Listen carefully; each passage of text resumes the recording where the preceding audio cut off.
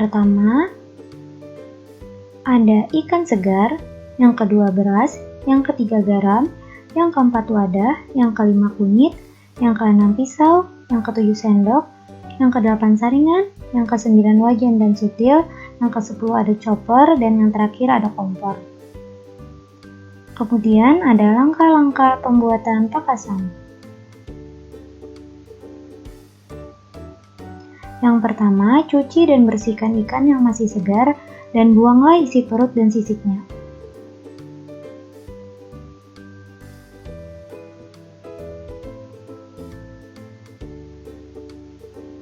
Kemudian, taburi garam sesuai selera pada ikan yang sudah dibersihkan.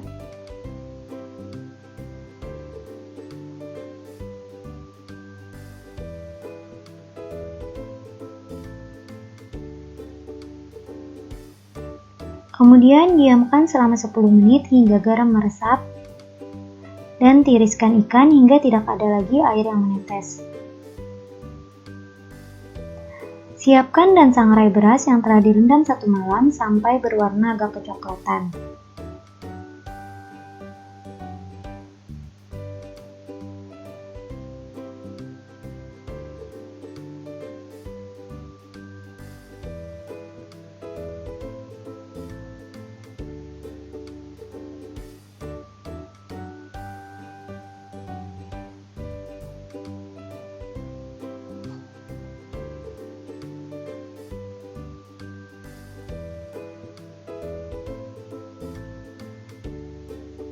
Kemudian haluskan beras yang telah disangrai hingga ukurannya seperti pasir.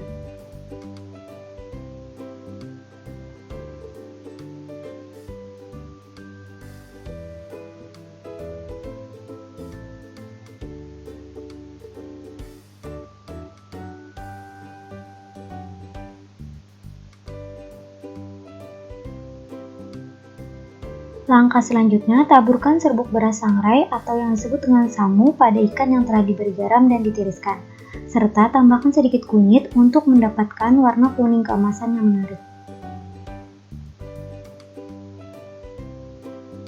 Kemudian aduk hingga rata.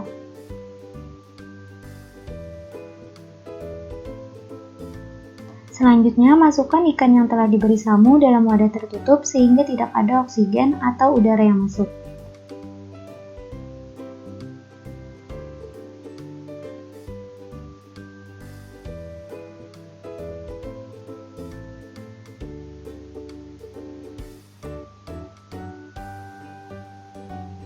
Simpan dan diamkan selama beberapa hari, paling kurang selama 1 malam atau 5-10 hari hingga terjadi proses fermentasi. Kemudian, pakasam siap untuk digoreng dan dikonsumsi. Berikut contoh pakasam goreng. Proses fermentasi pakasam. Yang pertama, pada proses fermentasi pakasam menggunakan mikroorganisme yang disebut dengan bakteri asam laktat, seperti Aerococcus, Bifidobacterium, Lactobacillus, Lactococcus, dan sebagainya.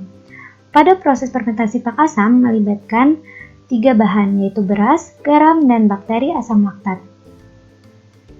Yang pertama, beras ditambahkan sebagai sumber karbohidrat dengan tujuan merangsang pertumbuhan bakteri asam laktat yang berperan selama proses fermentasi. Yang kedua ada garam. Garam bertujuan untuk membatasi pertumbuhan dan perkembangan mikroorganisme yang tidak diinginkan atau penyeleksi mikroba seperti bakteri pembusuk dan patogen saat proses fermentasi berlangsung, serta menurunkan aktivitas air dalam tubuh ikan agar tidak terjadi fermentasi berlebihan yang dapat menyebabkan pembusukan, serta memberikan cita rasa pada pakasam. Kemudian peran bakteri asam laktat. Bakteri asam laktat akan menguraikan pati atau karbohidrat menjadi senyawa-senyawa yang lebih sederhana yang berfungsi sebagai pengawet dan pemberi rasa masam pada produk pakasam. Karena selama proses fermentasi, bakteri asam laktat menghasilkan asam laktat sebagai produk utamanya dalam metabolisme karbohidrat yang dapat menghambat pertumbuhan bakteri pembusuk dan patogen.